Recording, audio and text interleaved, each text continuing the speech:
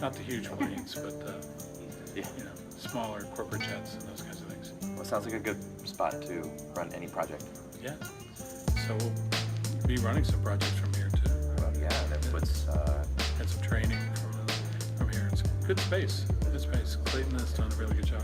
That was my attempt at a segue topic. To space? To projects. Projects. Yeah.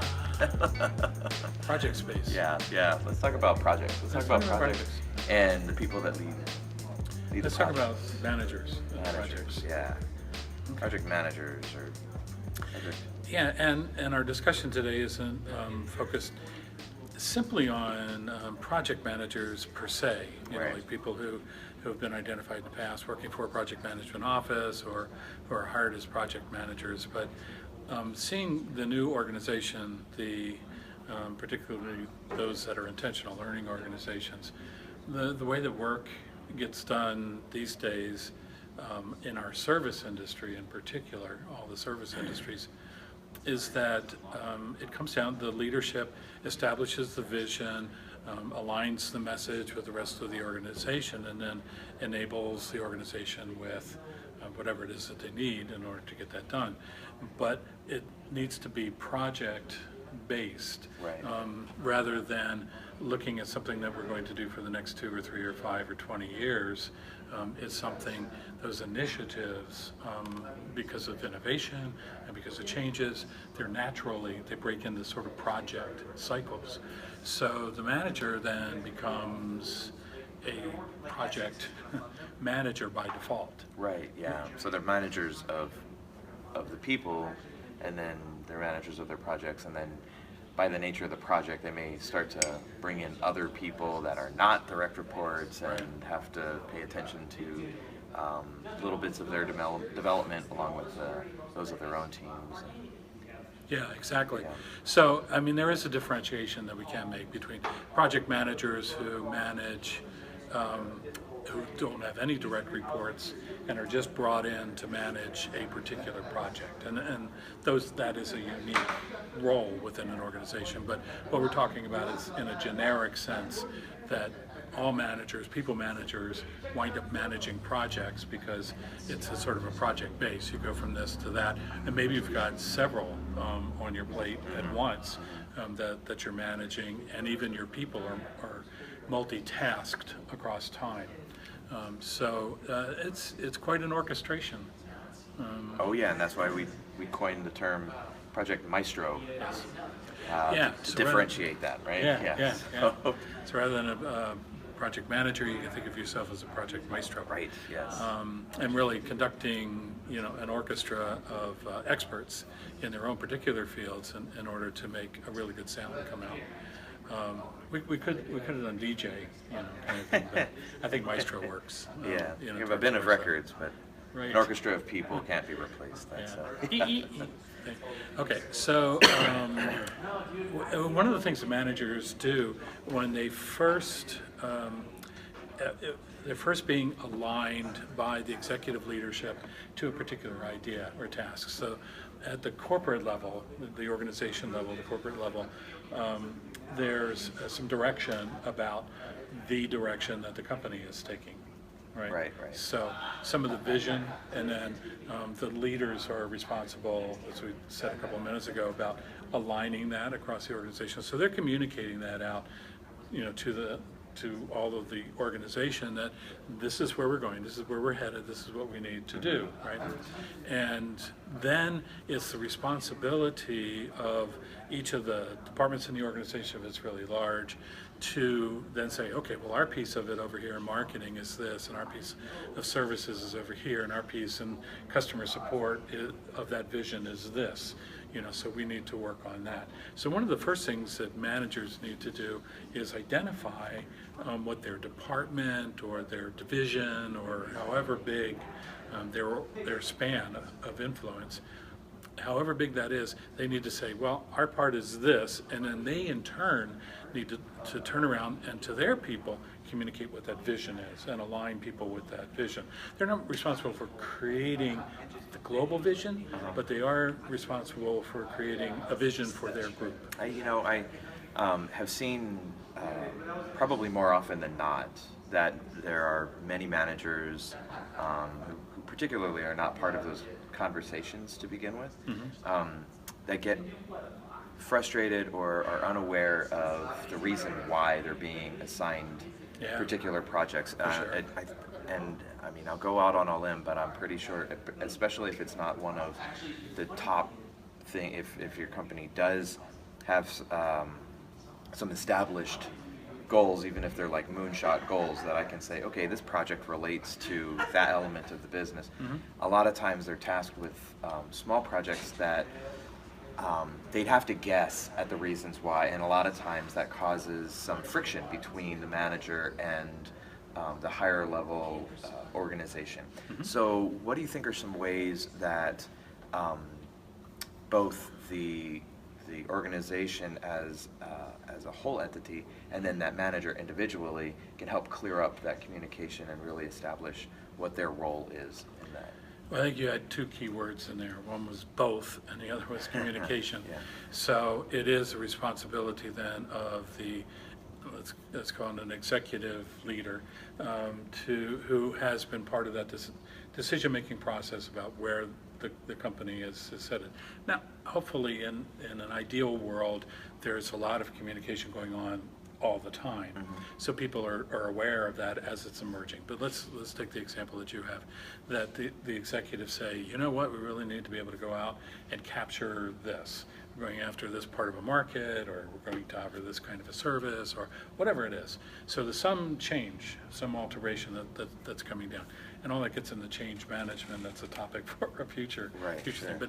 But that initial communication is key, so that there is a rationale for that, and that it is clear why it is that change is being made. And also, part of it is then, what are you going to give up? Because, like you say, all right, you already have a full plate, or just you've got everything that you can handle just in whatever those operations are that you're doing now. Sure. And now you're being asked to do something else. So what is going to give with that, or are you going to get more resources in order to accomplish that? So some of that is, vision, alignment, enablement, part of leadership, communicating that way. The other part, as you said, is both. Okay, so the manager has to be aware of what his or her skill sets are on their team. Okay, so they have to look at their team and say, all right, well, and reshape that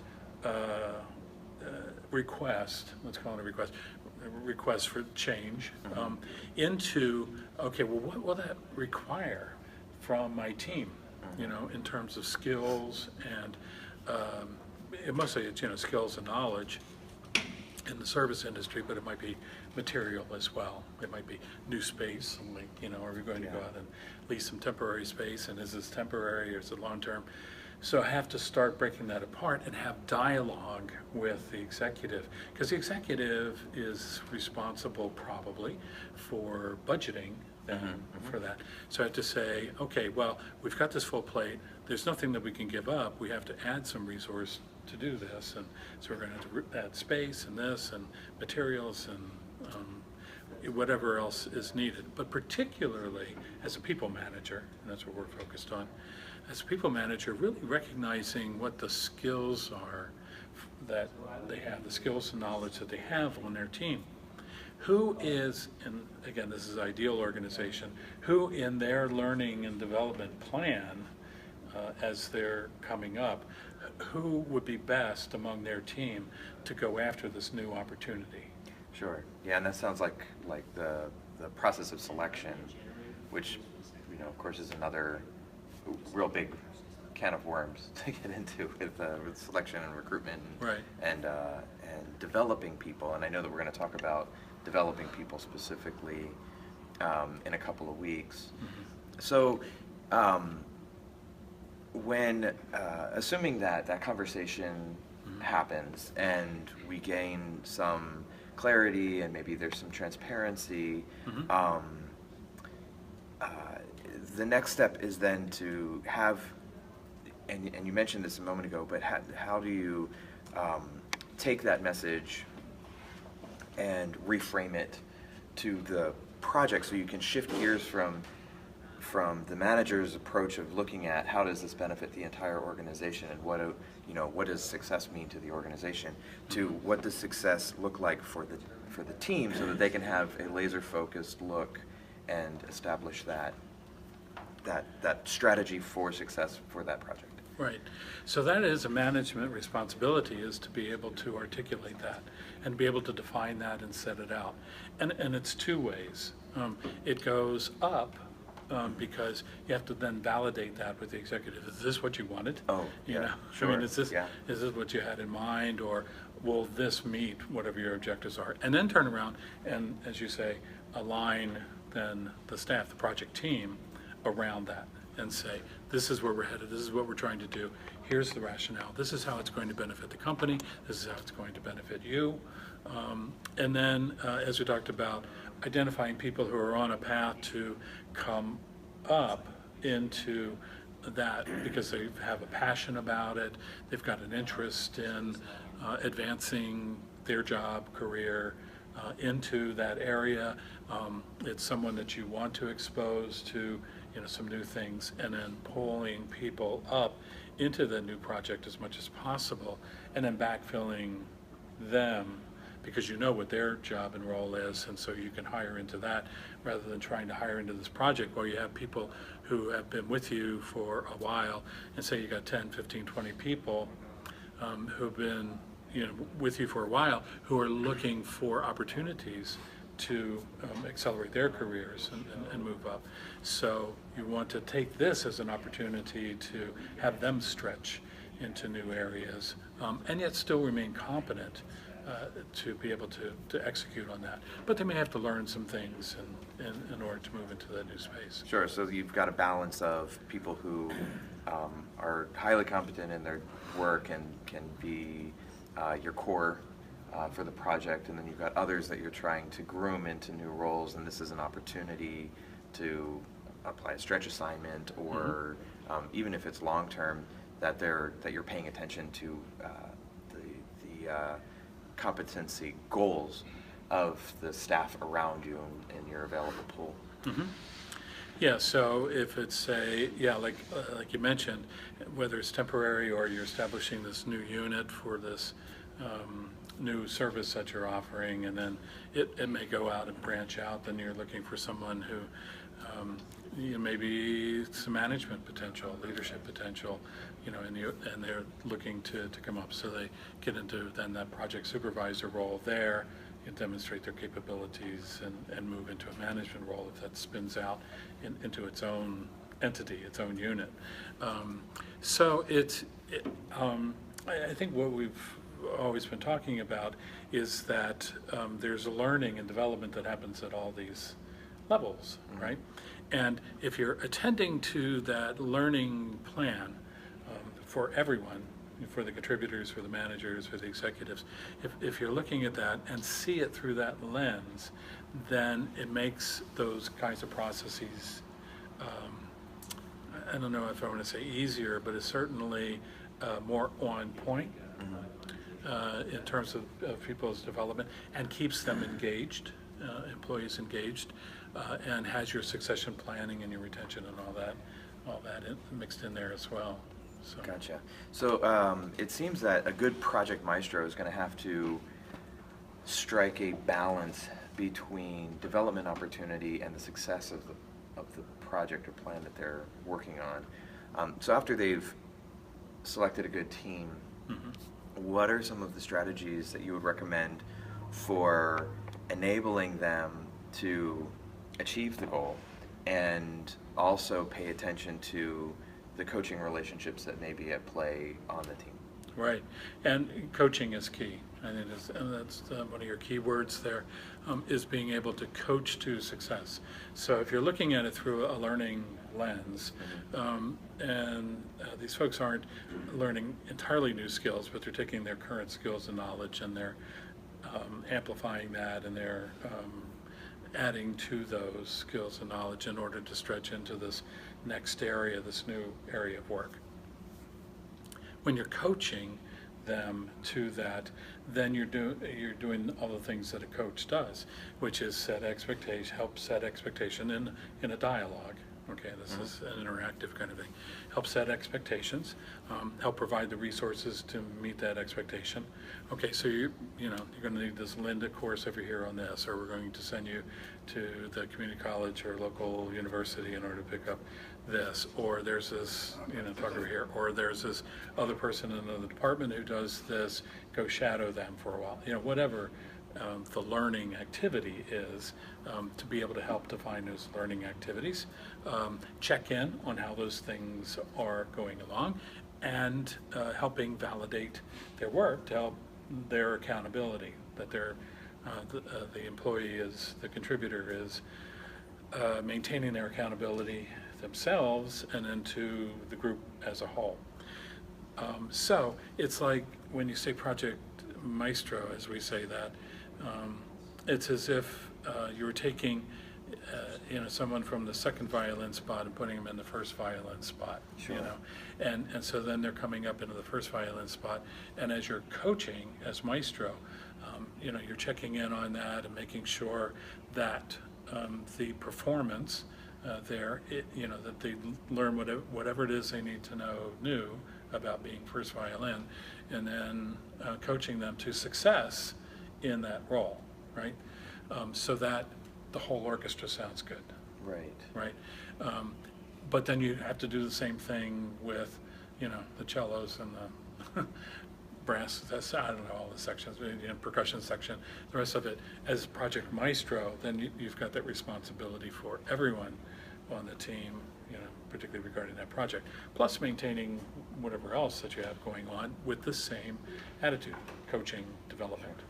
Yeah, it sounds like that Project Maestro would get to be sort of a meta coach as well, and recognizing that a lot of the people that they'll be managing, even if it's just one person who's aspiring to also become a manager at their level, would need some coaching, not even so much on the competencies to get the job done. I think that they've established that in their previous relationships, so I'm talking about those folks, the first chair already, and that they're mentoring on the team. So then their development becomes not so much in doing the work, but in their ability to provide coaching out to the folks that are in a developmental phase in their skill set. Right, so yeah, a lot of opportunity out. So as you say, those competencies then need to be defined, competencies that we're going to need. And this is a dynamic relationship, because that competency may adjust itself to the project needs. So initially you may say, well, we need this competency, this level of competency, but then, in this particular area. But then as you go along in the project, you recognize, oh, well, we have a further need for this and this individual in order to get this competency. It might be a different individual or the same individual contributor that then they also have to go, gain this skill or get this piece of knowledge, and they need to be able to go off and research and do that and come back, or go learn that and bring that back. So it's not a one-time, okay, flat out, my project plan, and it stays that way. Anybody who does projects knows that it never stays the same, right? It's a dynamic, process. So in this aspect, you have to be as flexible and adjustable as you do for the rest of the project, and then you have to know how that's going to impact the outcome and the timeline, and then communicate that up and manage your team up and manage the expectations about what you're going to meet. Cool. I'm going to shift gears just a little bit, okay, because there's a lot I'll take going the clutch. on. There's a lot of moving parts that are going on for this manager, for this maestro. And communication is so critical and important. I wonder if there are any tools that you have seen in play in organizations that have helped that the whole project experience, but with the manager being the focal point. What tools can they use to communicate, to coach, to any part of it, manage the project from a technical level? What can they do? Right.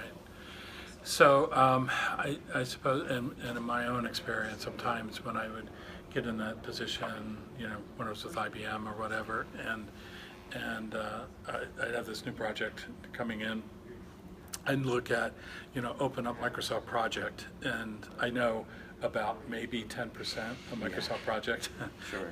As most people do. You put it together and Good then strong you're project trying to make manager it, knows what's going on, but the maestro may not have all of the Right. components, right? So in terms of tool sets, our first thing is, okay, well, let's go to a technology and Sure. and find that right tool. I encourage managers and others who may have charge of a project or get this charge to identify the individuals either within their team or within their organization who have those skills. If you have that capability, then go find a project management assistant, to take care of those kinds of routine things and knows those tools a Sure. little bit better. And so your reports and such can come out of that, so you can keep track without having yourself to spend a whole lot of time learning a tool that you're only going to use every once in a while. So that's number one, because it's one of the things we automatically go to and say, oh, you got a project? All right, I can go to Microsoft Project and open that up.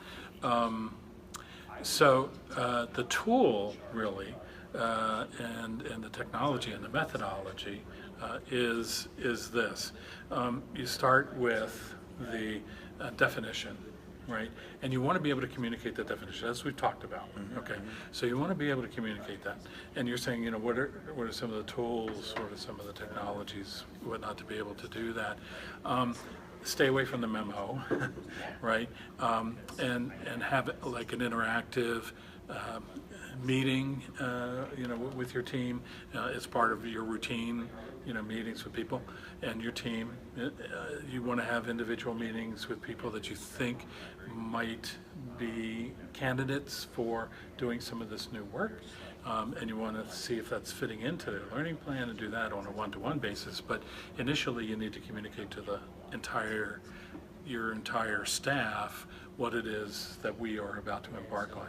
Because even if they're not going to be part of that, let's say 80% of your people won't have anything to do with this new project, this new unit, this new whatever. But it's going to impact their work, because those other 20% of people are going to be doing this new stuff, and new demands are being placed on, and they need just to kind of know what's going on in your unit.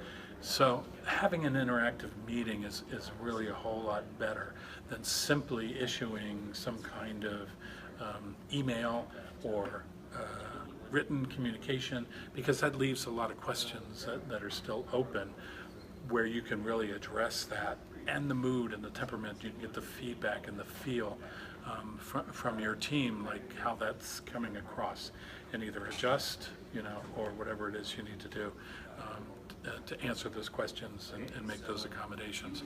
So I think that's one of the first things. So after you get clear, you've checked with your executive, we say, okay, this is our mission, we've chosen to accept it, okay, so this is what our goal is, to this, and then asking for their thoughts about how that might be accomplished, and knowing them and relying on the expertise of your team. It's like the maestro who says, we're going to do this new piece of music.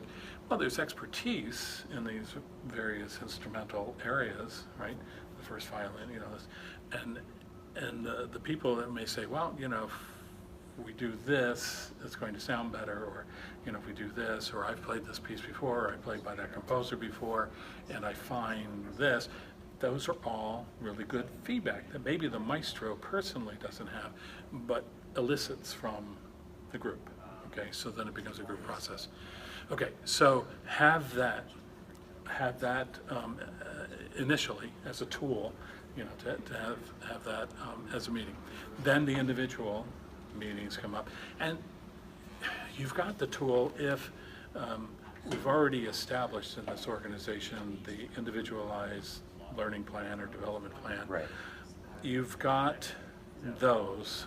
Now, whether they are recorded somewhere and you're going to go back and review them that way, or you're just going to interview, almost like an interview, and then your interaction on your one-to-ones if you're going to draw some of that out. You know, where are you headed, what is it that you want to do, etc.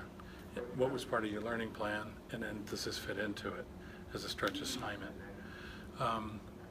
You know, so you have that then as a tool that one-to-one.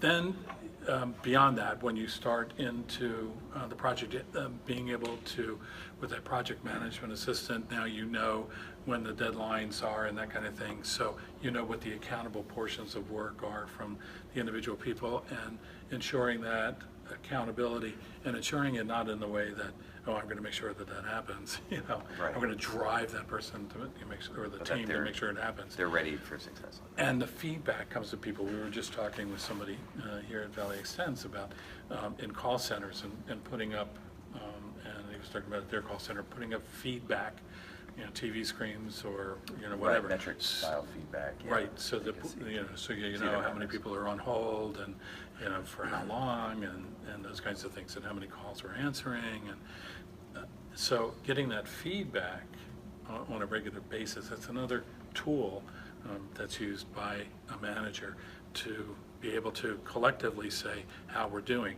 And it's like the Maestro, okay? The Maestro is up there listening to the results of what it is that they're doing, and then they make that adjustment. You know, they may go into a particular area and then, you know, bring them out a little bit more, you know, sure. and give them a little bit more direction, you know, for a little more robustness coming from the, you know, that section.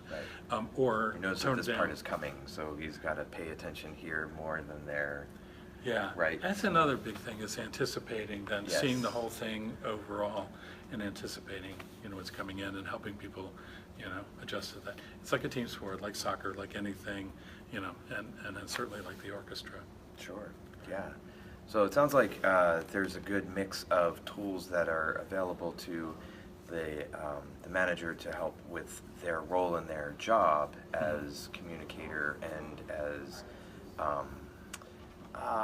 goal setter and assessor of what's going on and coach, but that there's also tools that they can use and help to implement that keep people all on the same page, that they understand where their progress is going, and that they can self-correct and self-coach. Mm-hmm. I know that one of the things that is a major stressor for a lot of managers and projects is that they have to relinquish control. Some people look forward to a good team managing that all on their own. Mm-hmm. So it sounds also that it'll be deeply personal to the manager, how they feel comfortable with laying that out. Yeah.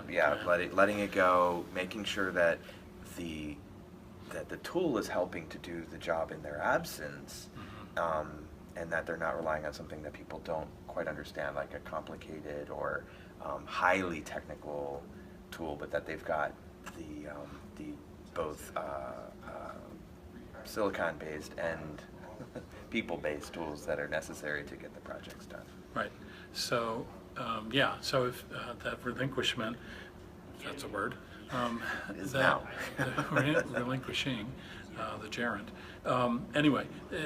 But turning that over, and, you know, even to like a silicon-based kind of a thing. So we've both seen effective and ineffective uses of dashboards. Sure. You know, Yeah. so whether they're individual or project-based. Yeah. You know. No slight on the creator. It's just Right. But sometimes it gives the right information, and sometimes it doesn't, and it's accurate or and timely, or it's not.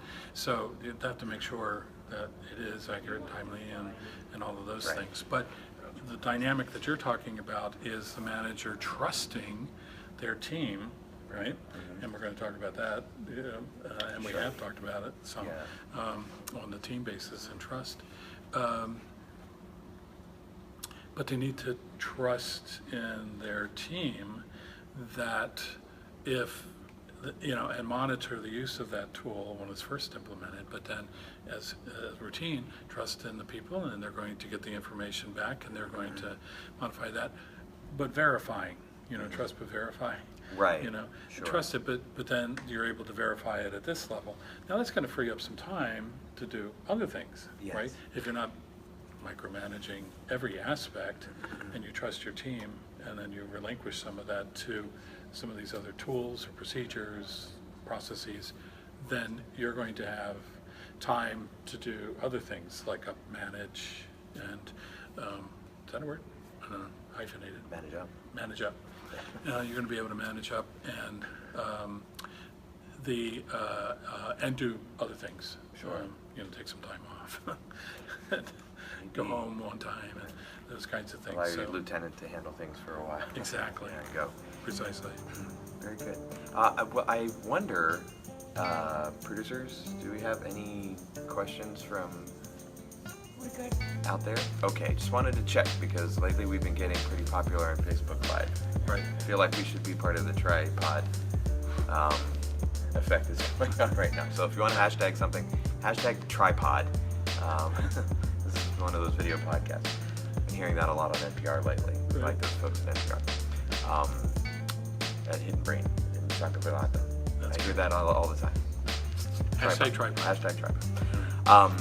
And in other ways, if you're watching this not live, please do ask a question. We love responding to them. We'll respond both there and through our other social media channels at Workforce EQ and on the web at workforceeq.com. And if you just want to go ahead and send us an email, that's info@workforceeq.com. And we'll see you next time. We sure will. Thanks.